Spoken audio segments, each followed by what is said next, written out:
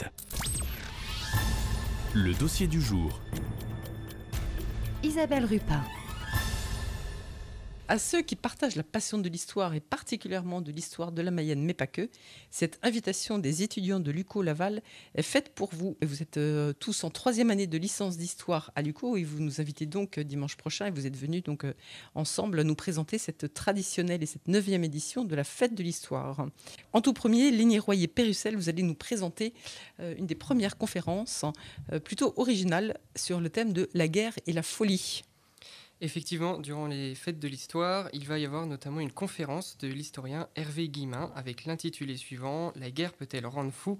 Histoire d'un débat de société à l'époque de la Grande Guerre ». Hervé Guillemin, c'est un historien qui travaille notamment à Le Mans Université et il va être un chercheur au laboratoire TEMOS CNRS. Alors, durant cette présentation, il va particulièrement évoquer l'aspect du quotidien tragique ou désorienté des soldats de la Grande Guerre qui va mener à des maladies mentales et des perceptions assez particulières durant cette guerre et ensuite pour le traitement. Et on sait qu'effectivement, la psychiatrie a fait de gros progrès, malheureusement, à cause de cette Première Guerre mondiale. Et puis, je crois que vous avez une autre proposition aussi, un petit peu sur le même thème. Effectivement, la fête de l'histoire cette année est accompagnée d'un autre événement, qui sont les Nocturnes de l'histoire, qui se déroulent le 26 mars, avec notamment le thème de la naissance de la psychiatrie moderne dans l'Empire romain. Cette conférence sera assurée par un spécialiste, là encore. Et Pierre-Henri Ortiz, qui va traiter de cette conférence. Voilà, et donc ça, qu'on ne confonde pas ça, ça fait partie des Nocturnes. Et c'est donc ce mercredi. À l'UCO, 25 rue du Mans. Parti. Les Nocturnes commencent à 18h et la conférence à 19h30. Voilà, une première conférence. Une deuxième, assez étonnante aussi, sur l'hygiène en Mayenne. Ronan Fournigaud, c'est vous qui allez nous la présenter. Oui, effectivement, en plus de la conférence de l'historien Hervé Guillemin, il y aura la proposition d'une table ronde sur principalement les lieux d'hygiène mayennais. Durant cette table ronde, il y aura la participation de l'historien et guide conférencier du service patrimoine et médiation de la ville de Laval, donc Stéphane Ilan. Il y aura aussi Nathalie Androuin-Lecomte, qui est médiatrice au musée archéologique départemental de Jublain. Et ils seront accompagnés tous deux de Gilbert Guyard, qui est membre de l'association Patrimoine en Partage. C'est un thème assez original que celui qui a été choisi. Oui, effectivement, les lieux d'hygiène en Mayenne sont particulièrement caractérisés par les bains-douches et aussi les bateaux lavoirs donc de Laval, donc préservés par l'association que défend Gilbert Guyard. Cette table ronde sera présentée par un étudiant de 3e année de licence d'histoire qui va se baser sur un ouvrage de Georges Vigarello afin de mener cette table ronde et aussi pour apporter certains compléments. Et ça permettra aussi de voir effectivement toute l'histoire de la canalisation, de l'assainissement, qui est une problématique qui est évidente pour nous aujourd'hui, mais qui à l'époque ne l'était pas forcément. Donc merci Ronan Fournigaud. Et puis il vous reste à vous, Julie, de nous parler du complément qui est très important lors de cette fête de l'histoire du 30 mars de dimanche prochain.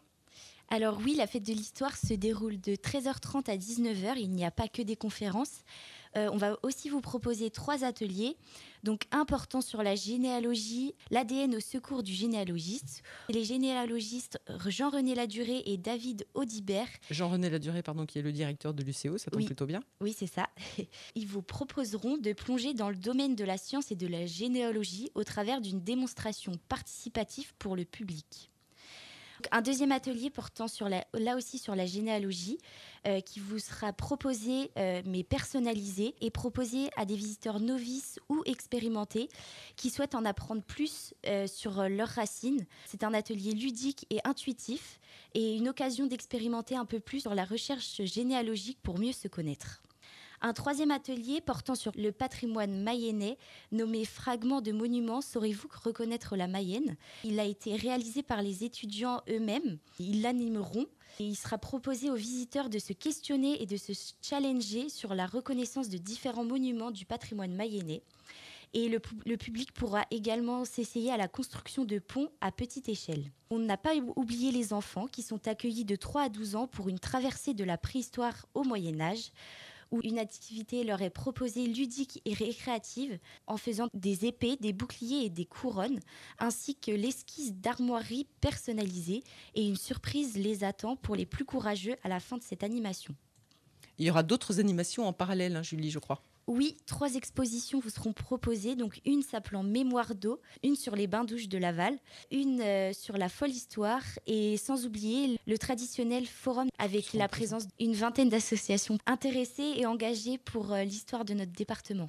Et sans oublier l'exposition de véhicules également de la Seconde Guerre mondiale. Pour plus d'informations concernant ces 2 événements à venir, vous pouvez nous suivre sur notre page Facebook, mais aussi Instagram, ou alors consulter notre page internet sur le site de l'UCO Laval. Merci beaucoup à tous les 3, Julie, Lénie et Ronan, de cette invitation que vous nous relayez.